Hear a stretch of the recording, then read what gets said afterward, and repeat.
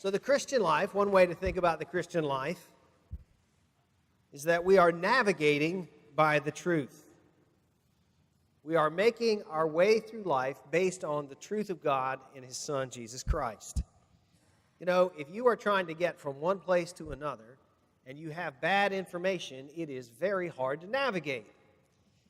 I have made the trip up Interstate 85 and turned north on Route 29 to get to Lynchburg, Virginia, countless times, easily hundreds of times. But some years ago, they threw me a curveball. They moved the road. They built a very nice Interstate 85 to go south around the city and relabeled the old Interstate 85 I-85 Business, and they put a green sign on it. And I guess I'm just easily confused, but I have on several occasions gotten lost is a strong word, reoriented, creatively oriented, while trying to turn on 29 North. Happened when we went to see family last time on vacation. One of the kids was driving. I wasn't paying attention. They're new to navigating. And so we went on the old and wrong information. And so we got to have a nice drive on this extra new road. We didn't have the truth of where the road went. And so we got a little lost. It was easy to fix. If we want to navigate well, though, we need to have the truth. And the truth for navigating in life is in the person of Jesus Christ. And the way He teaches us to navigate is to love others. That's how God calls for us to move through the world.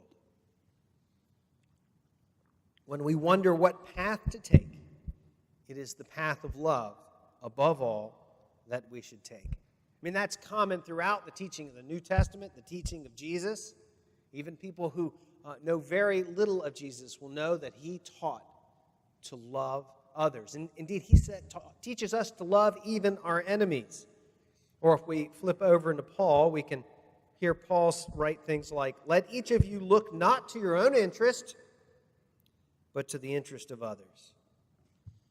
The way God teaches us to move through the world is to move with love. Now, this all sounds very high-minded and noble, but I would like to suggest to you that this is actually intended to be very pragmatic in the very details of our life, and not only in the decisions that we make, but by choosing to navigate the world, to make our way through the world by love. God brings very concrete and pragmatic blessings to us, that there is enormous benefit to us.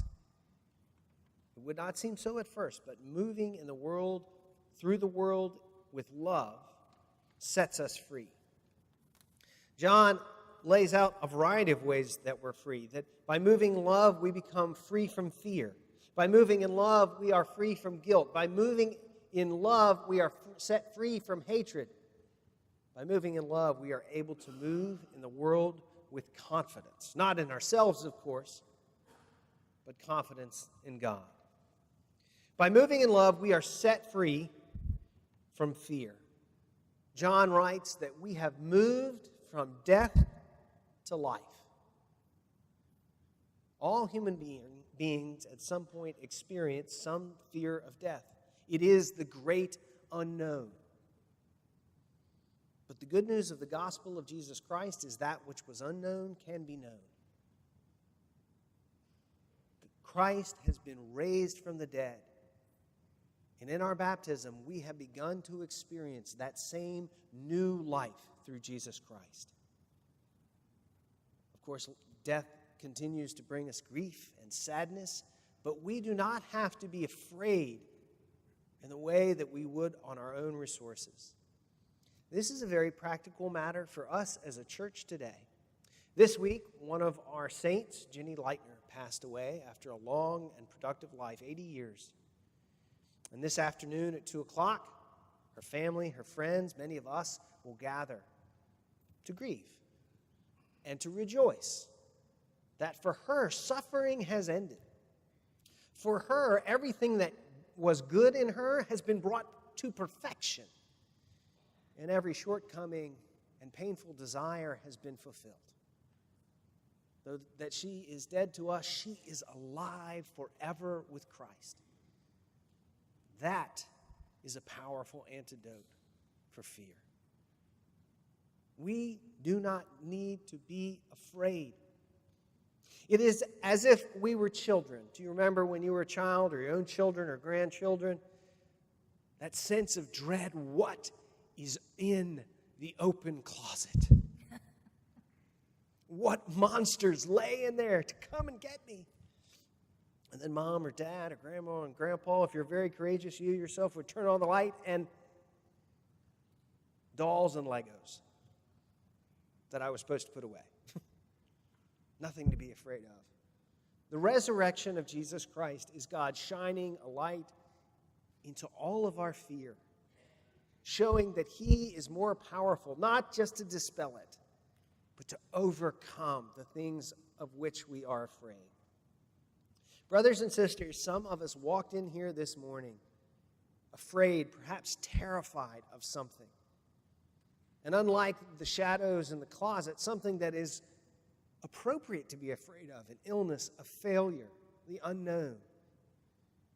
God tells us it's okay to be afraid, but that we don't need to be afraid anymore, because He has set out an end where you are drawn to Him. And the way we experience the light God has shined into the world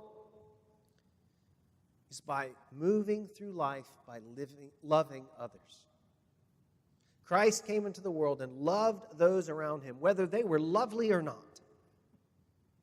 And so shined God's light into their lives, even into the darkness of the tomb.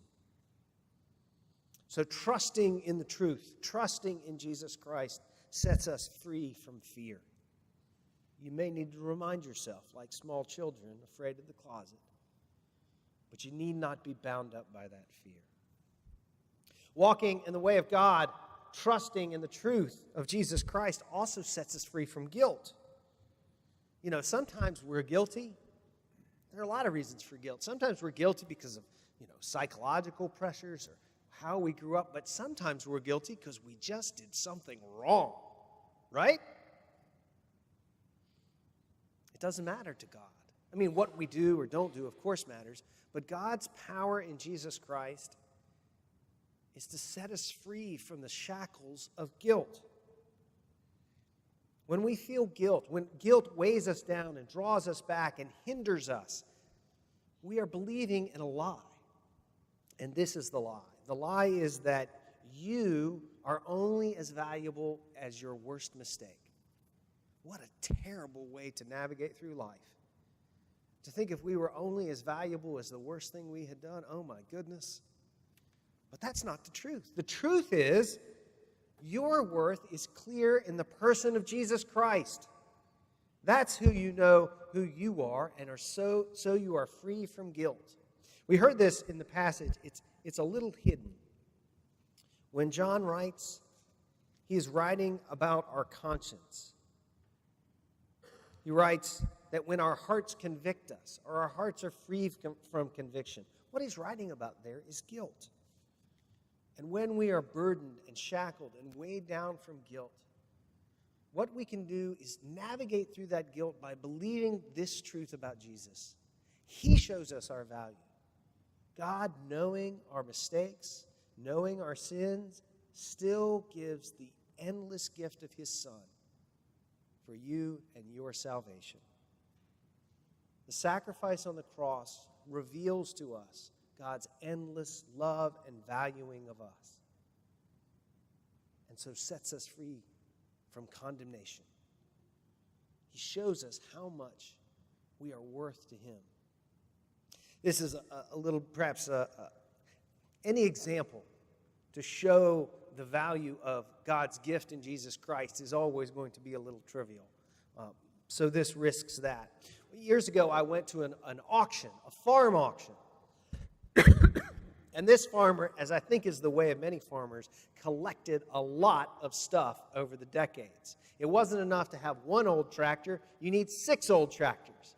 It's not good enough to have one Model T. You need 8 Model Ts. You don't need one Harrow. You need 15 Harrows. And he had the farmer's collection bug bad. He had collected an amazing array of farm implements and memorabilia and just farm stuff. So when we got to the auction, the highway was lined with other farmers who had brought their trailers and big flatbed trucks. They were there to get themselves some more stuff. It was a lot of fun. And if you've ever been to an auction, part of the fun of the auction is the enthusiasm and the excitement. They get to bid as $100, $100, $150, $250. The auctioneer is getting everybody excited, warming them up. You know, the cars are moving out, the tractors are moving out, and everybody's really getting into it. And then they bring out what they know is going to be an exciting item. They bring out an ice cream churn, a 5-gallon ice cream churn on a wagon that is driven by a John Deere engine.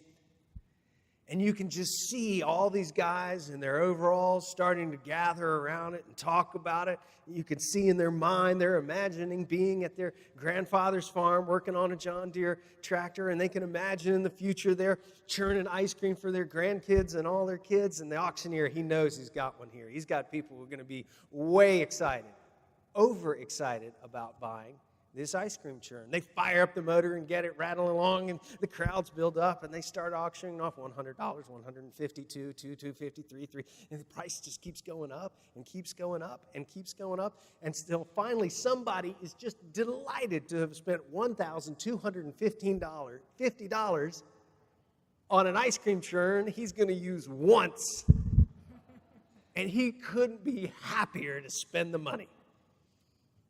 Because to him, it's worth it. To me, that sounds crazy. But to him, it's totally worth it. It captured his past and his hope to be with the family in the future. You know, by how much ice cream could you buy at the Publix for $1,250? You could buy a lot. But it wouldn't be half as precious to him as the ice cream he got out of that churn with his family, thinking about his past. It was a reckless purchase and worth every bit of it to him. God's purchase of your freedom is reckless. He's given his son, and you are worth every bit of it. Jesus has given his life, and you are worth every bit of it to set you free from the power of fear, to set you free from the power of guilt. That's your value to God.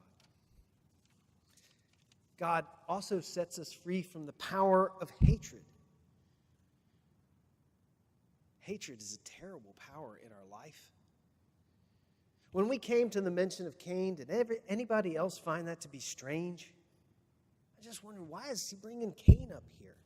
But the story of Cain is a story of hatred.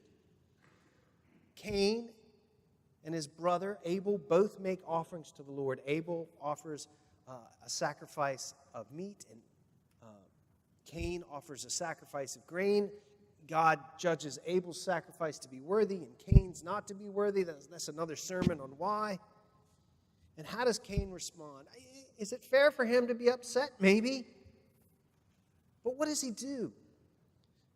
He goes out into the field with his own brother. And does he take a stone or a stick or his bare hands, and he kills his brother in the field? Cain is in bondage to hatred of his own brother. And Cain let his hatred for his brother be the guiding principle of his life, and it led to his destruction. Have you ever really hated anyone? That's a weird question to ask in a sermon.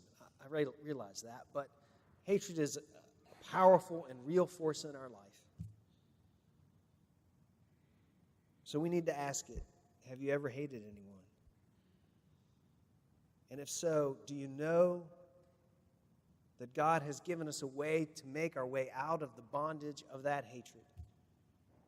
That whatever that other person did, whatever that other person failed to do, doesn't have to be the fact that governs your life. That the death and resurrection of Jesus Christ has the power to guide you out of the bondage of that hatred. That's an incredible fact. Part of the genius of the civil rights movement in America is Martin Luther King Jr. and the other leaders understood that fact. That hatred would not be an adequate way to move towards justice and equality and freedom. That only love was the force that really is powerful enough to move us to real righteousness, towards real righteousness. Dr. King understood that he didn't just have to transform the situation of black people in America, but that blacks and whites, all of us, needed to be transformed by the powerful love of God in Jesus Christ, and still do. That in the face of violence, he offered love. That was the genius of the civil rights movement.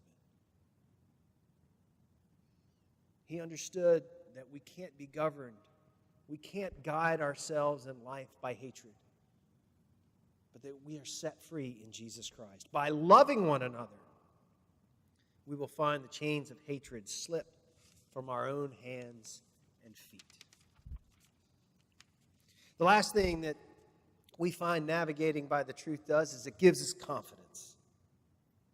Let me find the verse I wanted to read to you in verse 21. Beloved, if our hearts do not condemn us, there's the guilt piece, set free from guilt. If our hearts do not condemn us, we have boldness before God. And I reckon if we can be bold before God, then we can be bold before mere human beings as well. When you choose to direct your life based on the truth of Jesus Christ, when you choose to live in love, you move through life unfettered by guilt, unshackled from hatred, unhampered by fear. And you live in confidence because you live under the capable direction of the master of life. When we decide to be guided by the life and truth of Jesus Christ, we're making the decision to let our life be guided by the very author of life. The Christian life can be summed up as living by the truth of living in love that is taught to us in Jesus Christ. That is the decision about who's going to direct our life. You know, it's really important to have good direction. One of the great blessings of this church is our music program. Now, it won't surprise you, but these folks actually have to practice to make that music work as well as it does. Now, they are smart enough to go to the beach once a year and practice at the beach down there. They just had a really nice time at the choir retreat. They not only have to practice, they have to have somebody to give them some direction. We all need direction to know how to love if we're going to love together. Let me give you a little illustration here on this. We're going to try something. You're going to clap in church. Don't worry, it's just once. We're not going to really clap. If you're anxious about that, it's okay. So I want you to clap together, and I'm going to give you a little direction. I think you'll be able to follow it. You ready? Everybody ready to clap? Did you wake back up? All right, ready? That's pretty good. That's a practice run. You ready? We're going to try it again. Yeah, it's getting better. Now you're going to do it on your own without direction. Go. Actually, you're still pretty good. See, the practice worked. The practice works, doesn't it? We need direction. We need clear direction, and God has given us that in His Son, Jesus Christ, pointing to us when and where to move, or at least the principle by which to move to love. So as you go into your week, there will be a moment where you will feel the chains of fear, of hatred, of anxiety, something clamping down on you, pushing you off course. And I just encourage you, look to the true direction, the love of God in His Son, Jesus Christ. All glory be to the Father, Son, and Holy Spirit. Amen.